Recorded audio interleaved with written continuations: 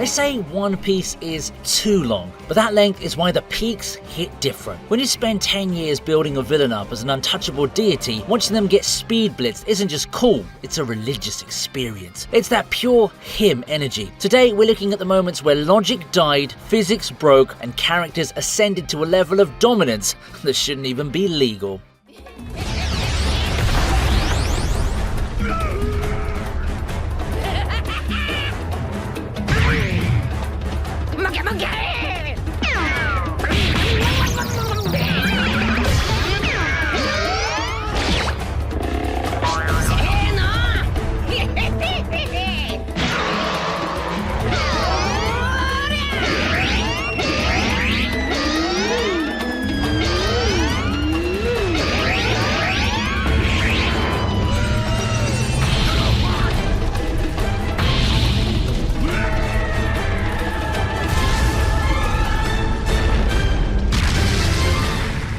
Let's be real for a second. We all expected the final power-up to be edgy. I was ready for Gear Death covered in black haki screaming about destiny while Linkin Park played in the background. Instead, Luffy looked at the strongest creature in history and decided to turn the genre into Looney Tunes. When Luffy grabbed lightning out of the sky like it was a prop from a hardware store, I realized this wasn't about power levels anymore. It was about imagination. He turned Kaido, a dragon who's traumatized an entire country for 20 years, into a literal jump rope. It felt like the author himself stepped into the frame, handed Luffy the pen and said, do whatever you want. It's absolute freedom, terrifying and hilarious in equal measures.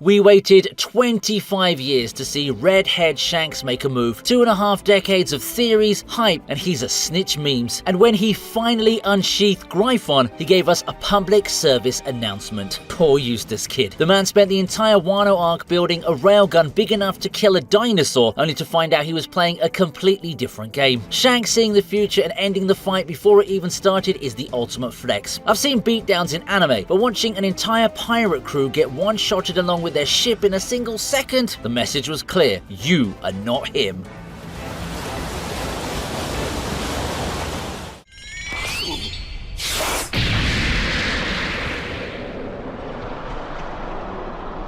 There's something profoundly disturbing about the strongest man in the world fighting in complete silence.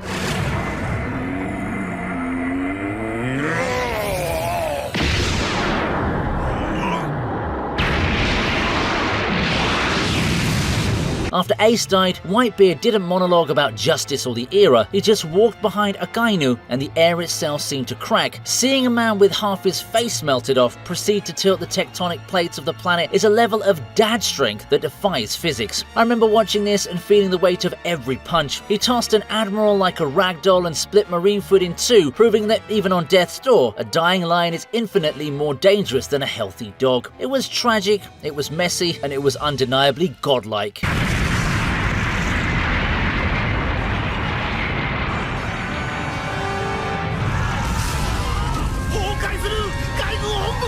There's God mode that screams, and then there's God mode that whispers.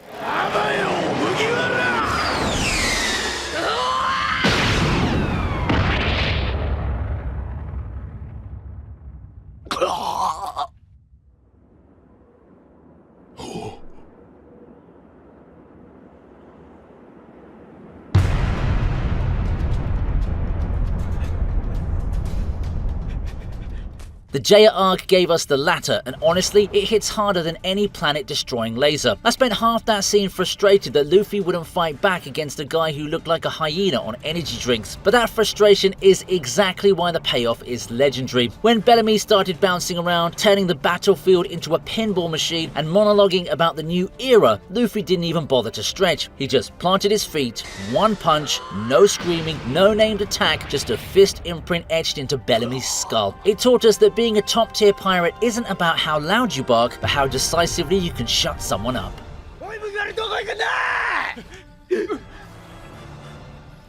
どこって？そら！雷鳴発見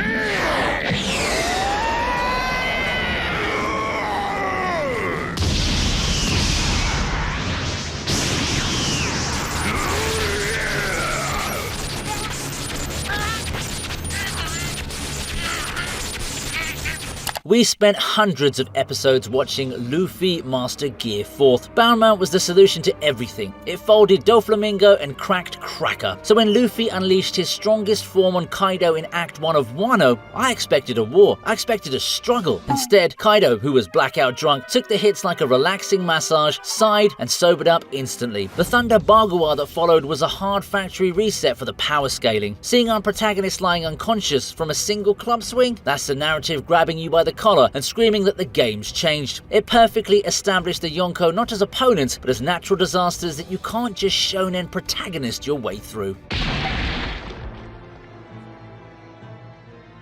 何の王になるだと小僧 Sanji often gets the short end of the stick. He's the gag, the noble seed victim, the one caught in moral dilemmas. But when he fights Queen, the man finally accepted the monster within him. イフリートジャンブ男は女を殴っちゃならねえお前だったんだろクイーンこの人間のクズがコリエ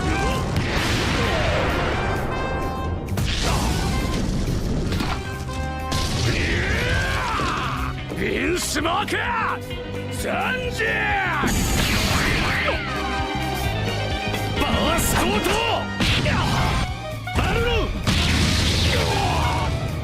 チャンドロクライセクーボアジャレ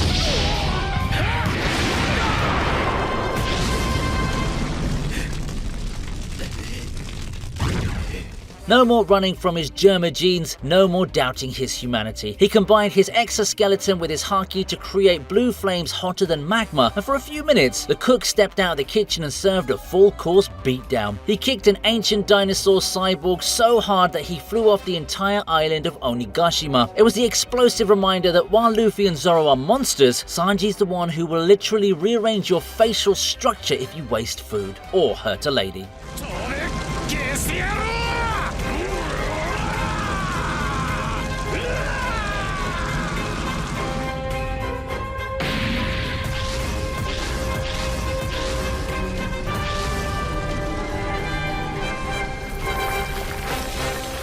Having fun? If the answer is yes, please give a like and subscribe to the channel for more anime content. Thank you. If Sanji's the smooth operator, Zoro's the guy who embraces the Chunibyo lifestyle and makes it look absolutely majestic.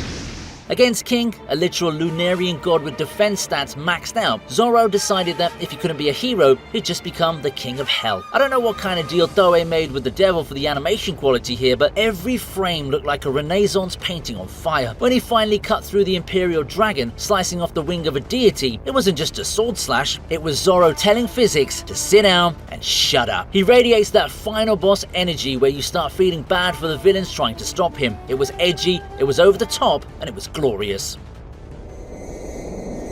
なってやろうじゃねえか。地獄の王に。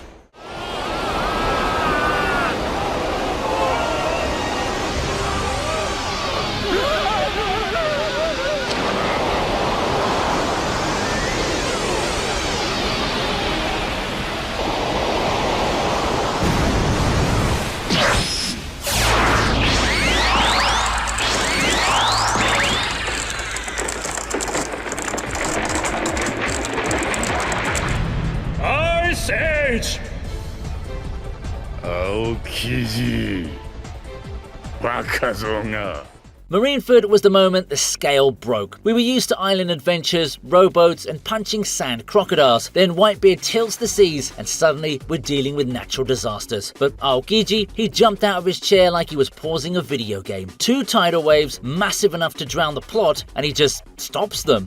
Ice Age. We realized that the admirals weren't just strong fighters, they were forces of nature dressed in drip. It set the tone immediately. If you want to play at the top table, you need to be able to alter the geography of the map on a Tuesday afternoon. It was cool, literal, and figurative. 俺も今やりてえように生きてんだ Going back to the East Blue, we thought Zoro was the main character. He was cool, 3 swords, invincible.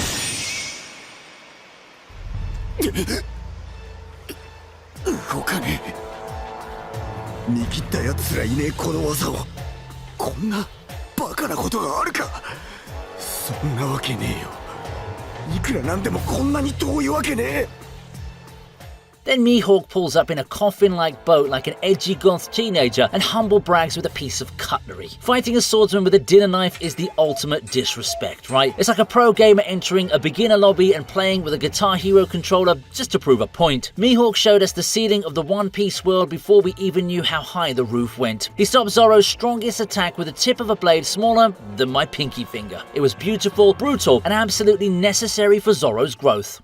俺はもう二度と負けねえからあいつに勝って大健康になる日まで絶対にもう俺は負けねえお前ら誰をさらったか分かったんか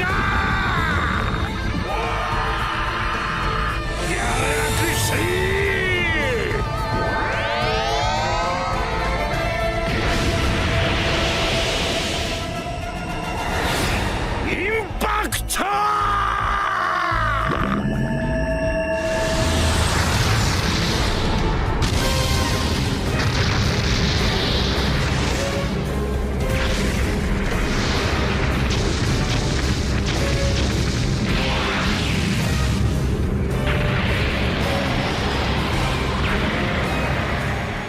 We heard the stories, Garp the hero, the rival of Roger. But for 1,000 episodes, he was just Luffy's loud grandpa throwing cannonballs and eating crackers. Then he flies a ship, literally flies a battleship, over an island and decides to drop a nuke made of pure Haki, Galaxy Impact. It didn't even touch the ground. The shockwave destroyed a town while he was laughing. It's that terrifying reminder that in anime, the wrinkles aren't signs of age, they're signs of experience points. Garp looked at a fortress of pirates and treated it like a minor inconvenience. It's the kind of power that makes you realize why the Pirate King era was built different. They weren't fighting with devil fruits, they were fighting with bare hands and bad attitudes.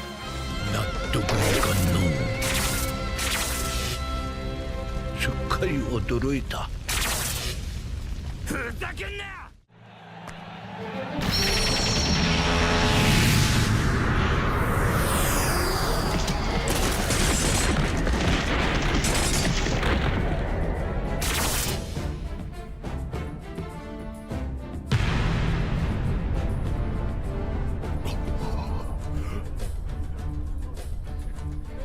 こ一瞬でこれ破棄。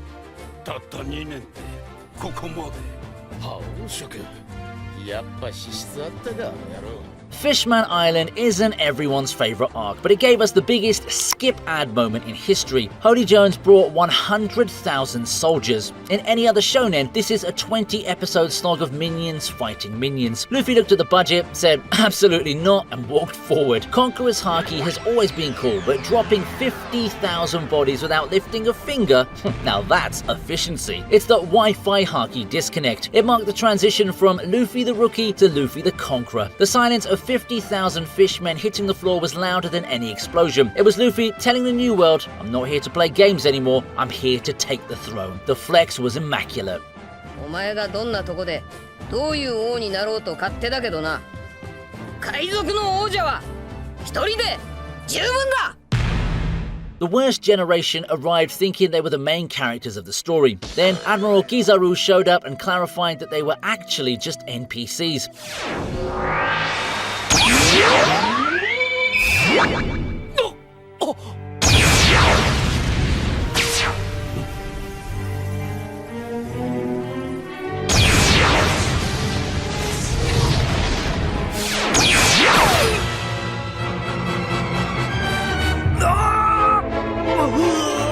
He moves at the speed of light but talks at the speed of a dial-up internet connection. It's that disconnect that makes him terrifying. He casually dismantled 4 pirate captains while looking like he was trying to remember if he'd left the stove on at home. When he appeared behind Hawkins and asked, "Have you ever been kicked at the speed of light?" he introduced a power ceiling so high that we couldn't even see the top of it. It was effortless, flashy, and utterly demoralizing.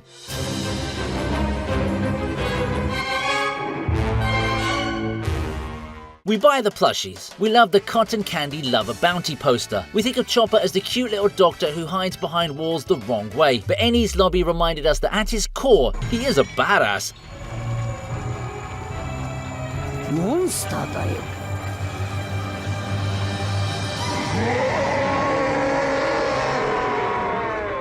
When he crunched that third rumble ball, the genre shifted from shonen adventure to survival horror. Seeing Chopper transform into a mindless, towering Wendigo and toss Kumadori around like a wet paper towel was genuinely disturbing. There was no strategy, no martial arts, just guttural roaring and raw, uncontrollable violence. It was a sobering reminder that the cute mascot character has a beast inside him that doesn't care about friendship or morality, it only knows how to destroy.「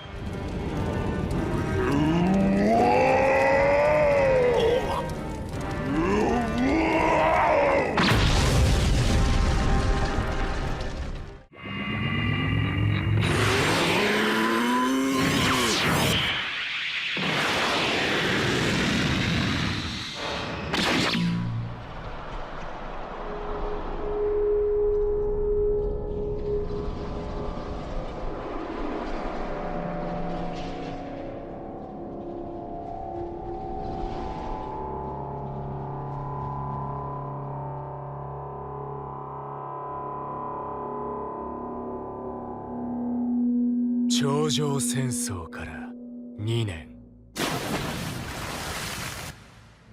誰が何を動かした？」 Trafalgar Law had a rough start in the New World. He spent half of Punk Hazard getting bullied, heart-swapped, and beaten up. Doflamingo gave us this whole speech about how Virgo's Haki was impenetrable, hyping up the Purple Bamboo Man as an unstoppable tank, and Law listened to all that yapping, activated Room, and decided to silence the haters by cutting the entire server in half. He didn't just slice Virgo, he sliced the Sad Tank, the laboratory, and the mountain range behind them. It was the visual definition of overkill. Seeing the top half of a mountain slide off while Law stood there, hat low, was the moment he went from cool support character to absolute problem. The surgeon didn't operate, he performed an amputation on the landscape. 歯車を壊したぞ。もう誰も引き返せねえ。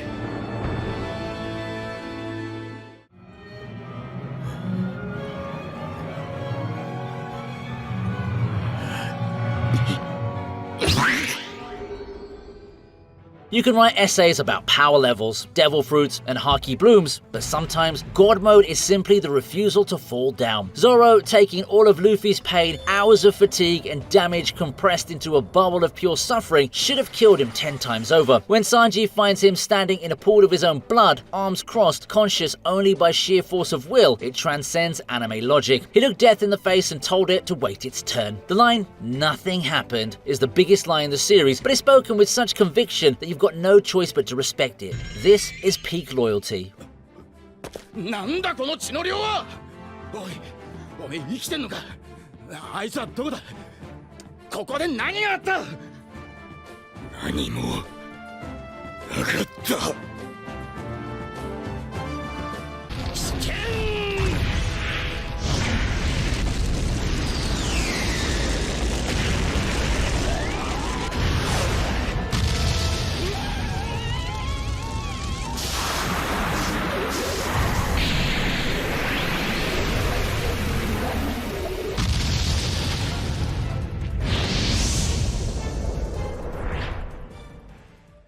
For years, the hole in our chest left by Ace burned just as hot as the one in his. So when Sabo stepped into the ring at Dressrosa and took a bite of that fruit, it felt like a spiritual healing session. He didn't need a training arc, he grabbed the Mira Mira no Mi and immediately vaporized the entire Colosseum floor with a single fire fist. It was the ultimate hello world. Watching him roast the competition with that signature pipe and top hat combination was pure, unadulterated hype mixed with a tear-jerking sense of closure. Luffy couldn't believe Sabo was alive, others couldn't believe that he took over Mira Mira no Mi. In all the chaos, the brothers said that they're back in town.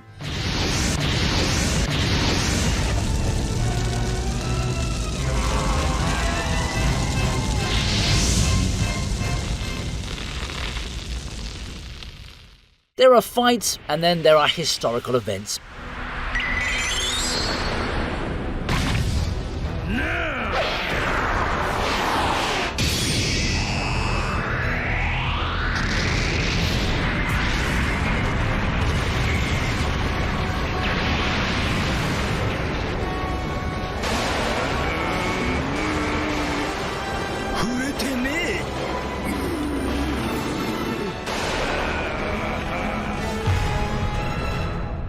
We spent nearly 1,000 episodes hearing about the Pirate King like he was a myth, a ghost story told to scare Marines. Then, the Oden flashback dropped and we finally saw the peak. When Roger and Whitebeard clashed, their weapons didn't even touch. That visual of the black lightning bolt expanding while their blades hovered inches apart recontextualized everything we knew about Haki. Watching these two laugh while blowing away clouds across the entire island made every other fight in the series look like kids playing in a sandbox. It was the definitive proof that the King of the Pirates wasn't just a title, it was a weight class that only 2 men in history could exist in.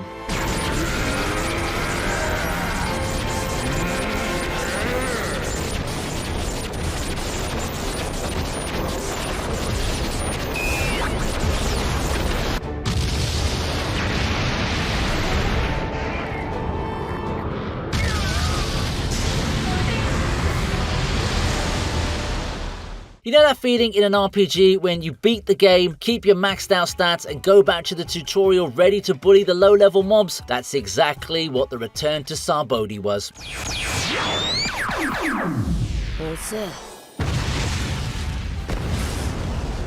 いや、セカンド。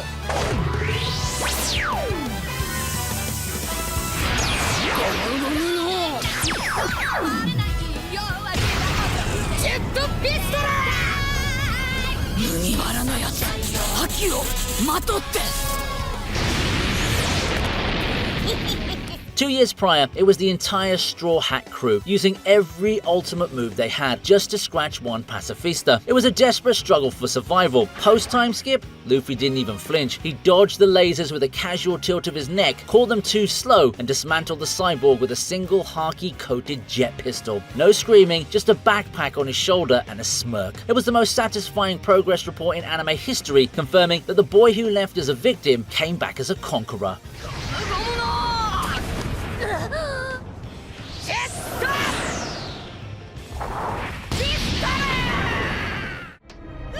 走れみんな。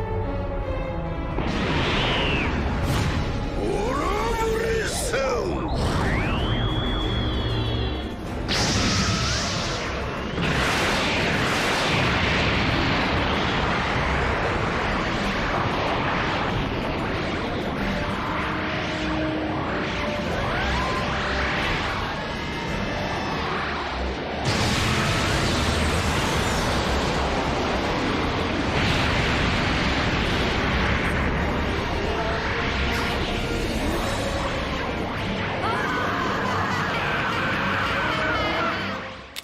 knew Kaido was a creature, we knew he was strong, but seeing him transform into a colossal azure dragon that filled the entire sky over Wano was a different type of spectacle. When he opened his mouth and fired a bolo breath from miles away, vaporizing the ruins of Oden Castle in a nuclear flash of heat, the scale of the series shifted again. I remember watching the sheer distance that attack traveled and realizing that the Straw Hats weren't fighting a pirate captain anymore, they were fighting a natural disaster that could fly. It set the tone for Wano perfectly. You're just ants fighting a god.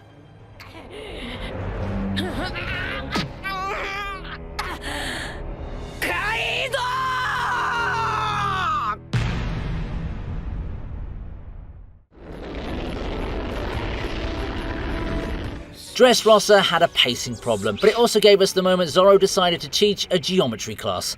一大三千大戦世界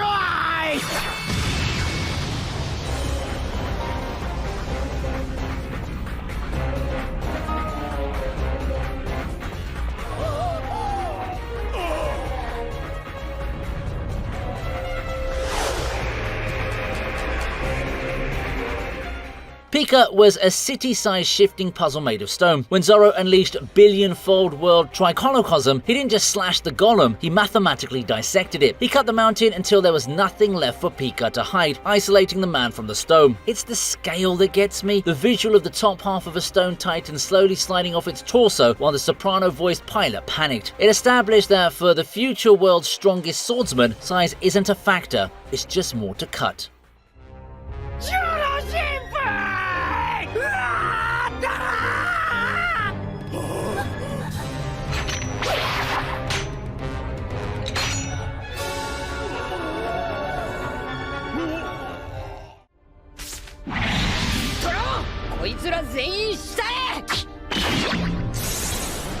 Episode 1015 wasn't an anime episode, it was a cinematic flex that belongs in the Louvre.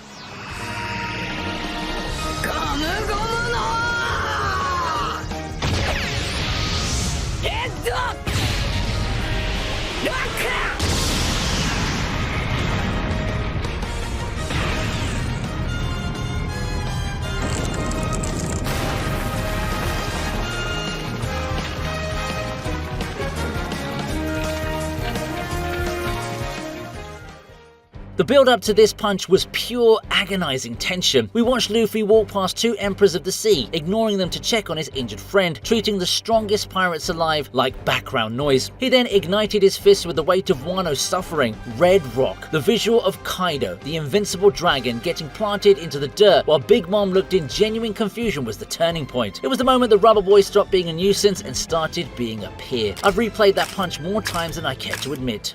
俺はモンキー D ルフィお前らを超えて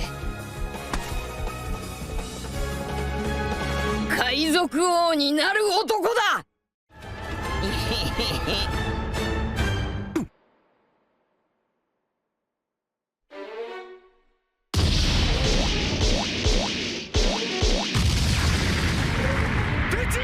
Rematches in anime are supposed to be tense, gritty affairs where old rivals settle the score. Luffy vs Rob Lucci on Egghead wasn't that. It was a bullying session. Lucci came in with his awakened Zoan form, looking edgy and menacing, ready for a war. Luffy responded by turning into a rubber hose cartoon and treating a Scipio assassin like a prop in a comedy routine. He spun Lucci around like pizza dough, slept mid-dodge, and laughed the entire time. It was a jarring, hilarious display of the gap between them now. Lucci is fighting for the world government, Luffy's fighting with the logic of Tom and Jerry. You can't be a guy who can manifest goggles out of his head just because he thinks it looks cool. It was total, unmitigated disrespect.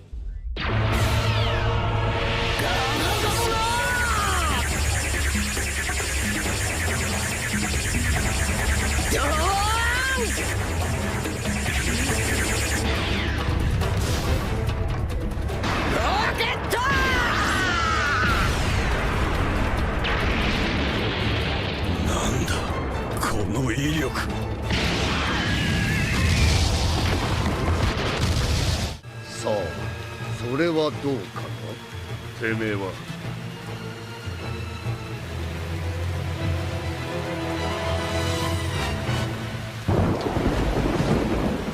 政府はてめえの首を欲しがってるぜ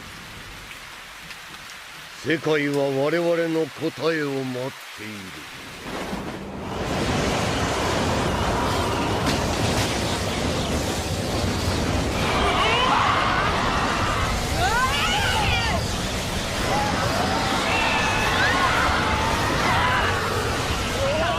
In Logtown, Smoker had Luffy pinned. The execution was set. It was over. Then the wind changed. Dragon didn't throw a punch. He just existed, and the weather bowed to him. A green storm swept through the town. Lightning struck the execution platform with surgical precision, and the guns of the Marines jammed. He walked through the chaos like a ghost, silently saving his son and sending the Straw Hats to the Grand Line. We still don't know his powers 20 years later, but that introduction remains one of the most menacing displays of aura in anime history. 世界に問いかける。我らはいずれ出会う日も来るだろう。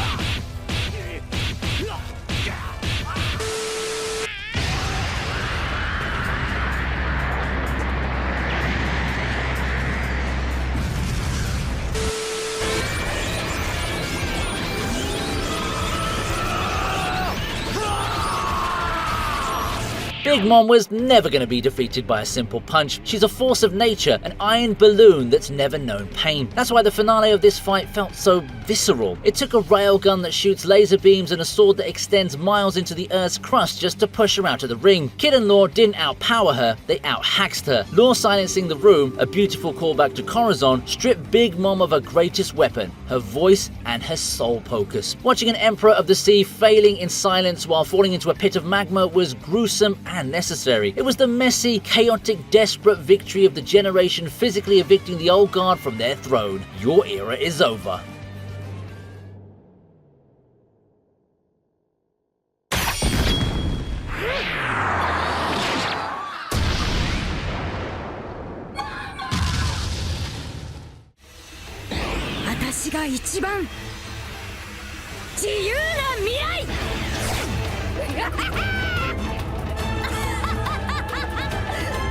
If one sun god is a problem, two is a glitch in the Matrix.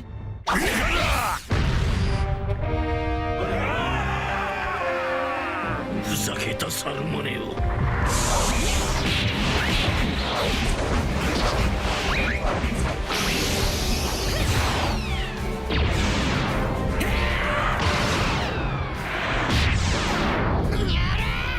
いかに続け。 For the entire Egghead arc, Saturn was pure nightmare fuel, a regenerating spider demon symbolizing absolute crushing authority. Bonnie's life was a tragedy written by this man, so seeing Luffy tell her to just imagine harder and watching her tap into distorted future to spawn a second Nika form, that's peak fiction. Seeing them sync up for a dual giant punch turned the scariest entity in the government into a literal punching bag. It was the perfect thematic counter. Saturn wants to control reality, but Nika is imagination. Watching them laugh while turning a Gorosei member into pizza dough was the most cathartic.